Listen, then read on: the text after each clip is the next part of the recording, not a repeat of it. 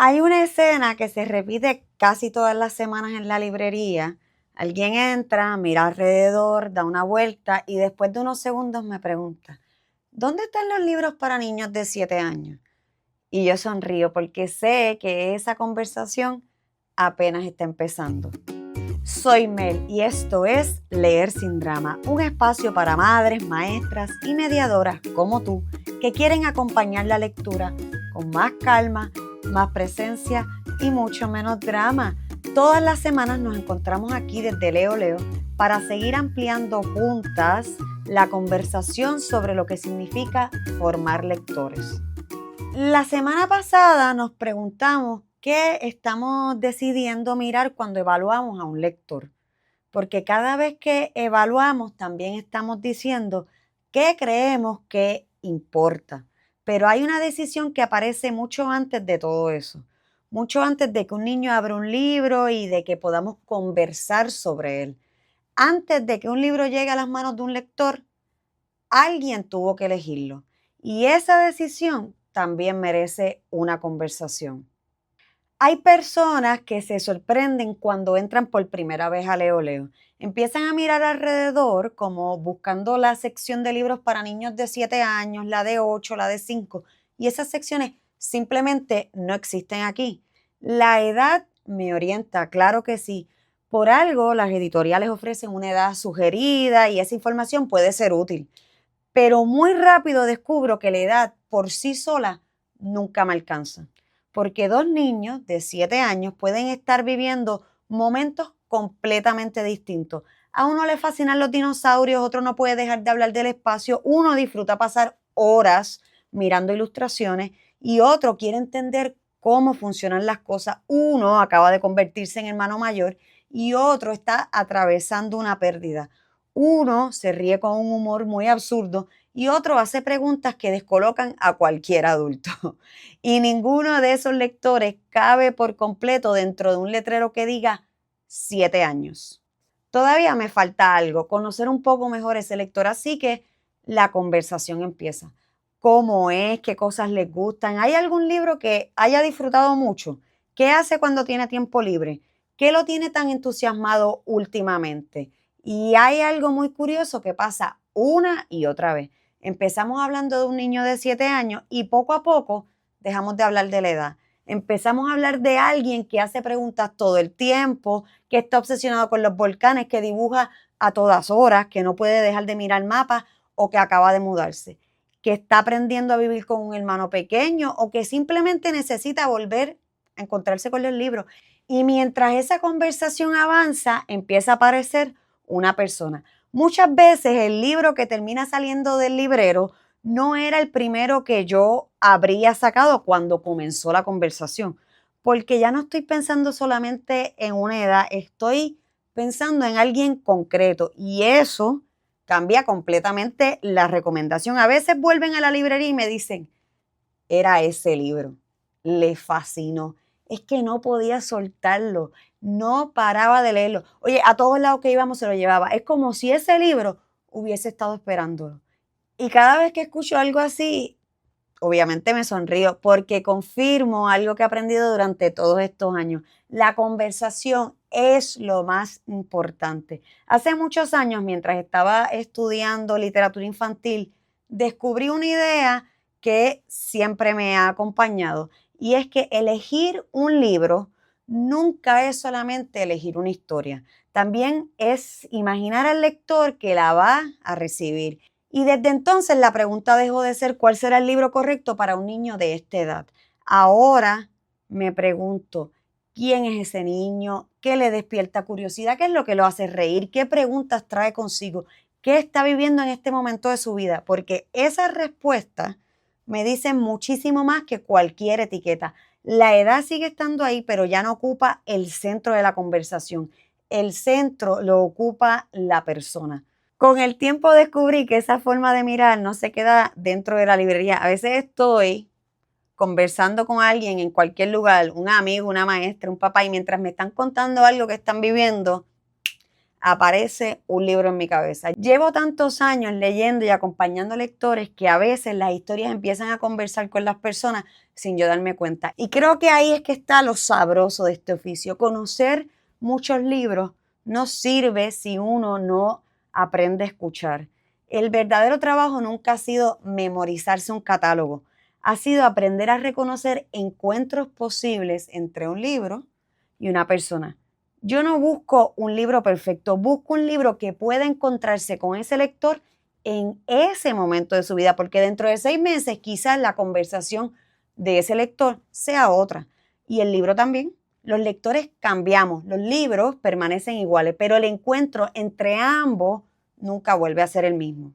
Mientras pensaba sobre esto, tuve que volver al documento del Departamento de Educación que mencioné en el episodio anterior. La primera vez yo me fijé en los criterios y en esta ocasión empecé a fijarme en las preguntas, porque los criterios nunca aparecen de la nada, siempre nacen de una idea sobre quiénes son los lectores. Y entonces ya no he podido dejar de pensar en qué niño estamos imaginando cuando elegimos un libro. ¿Acaso estamos imaginando un niño al que hay que proteger de las preguntas difíciles o un lector que solamente puede leer libros para su edad? Alguien que necesita una enseñanza al final de cada historia. O uno que ya no debería leer álbumes ilustrados porque eso es de pequeño o que necesita muchas palabras para sentir que está leyendo de verdad. Uno cuya capacidad de atención medimos por el tiempo que permanece quieto o un lector que solo puede comprender aquello que nosotros creemos que está listo para comprender. Mientras más vueltas le daba, más sentía que esas preguntas ya no hablaban solamente de los libros, también hablaban de nosotros, de cómo entendemos la infancia, de cómo entendemos la lectura y sobre todo del lector que estamos imaginando incluso antes de abrir un libro. Cada vez que elegimos una historia también estamos tomando decisiones sobre quién creemos que puede leerla. Y ahí empecé a dialogar con ese documento de otra manera. Más que unos criterios de selección, estaba fijándome en la manera de entender la lectura. Quizás por eso la conversación en Leo Leo casi nunca termina en los libros, sino hablando de personas. Durante mucho tiempo yo pensé que recomendar un libro consistía en conocer muy bien un catálogo y hoy creo que eso apenas es parte del trabajo. La otra consiste en escuchar, hacer una pregunta más y dejar que la conversación revele cosas que al principio nadie había dicho, porque muchas veces llegamos buscando un libro y terminamos conociendo mejor a una persona. Y cuando eso ocurre, las recomendaciones son otras. Nosotros ya no estamos mirando desde el mismo lugar. Creo que eso ha sido una de las lecciones más bonitas que me ha regalado la librería. A veces basta ese pequeño cambio de mirada para que aparezca un libro que 5 minutos antes jamás te hubiese recomendado. Y esa forma de mirar también me acompaña cuando preparo una colección, cuando pienso en una biblioteca para un salón, cuando selecciono libros para un proyecto, incluso cuando estoy escogiendo libros que van a llegar a Leo Leo. Y fíjate, si es un buen libro o no, eso es un debate que yo doy casi por resuelto. A mí lo que me inquieta es con quién podría encontrarse este libro, porque eso cambia la manera de yo construir el catálogo. Empiezo a imaginar posibilidades, a imaginar esa maestra que lleva tiempo buscando un libro que abra una conversación difícil. Pienso en una familia que disfruta leyendo poesía antes de dormir. O incluso recuerdo un niño que siempre termina haciéndome esas preguntas imposibles. O un adolescente que hace meses estaba buscando una historia donde pudiera reconocerse. Y aún así, los lectores siempre terminan sorprendiéndome porque muchas veces un libro llega a manos de alguien que yo jamás había imaginado. Y ahí aparece otro encuentro posible, otra lectura, otra conversación. Creo que por eso nunca he sentido la necesidad de organizar la librería por edades. Prefiero organizarla de maneras que inviten a descubrir, que permitan recorrerla, que hagan aparecer conexiones inesperadas. Porque muchas veces el libro que alguien se lleva es uno que jamás habría buscado por su cuenta. La conversación fue la que abrió una puerta que antes no estaba. Oye, y cuanto más trabajo acompañando lectores, más importante me parece saber qué pasa cuando elegimos un libro pensando solamente en la edad. ¿Qué otras cosas dejamos de mirar?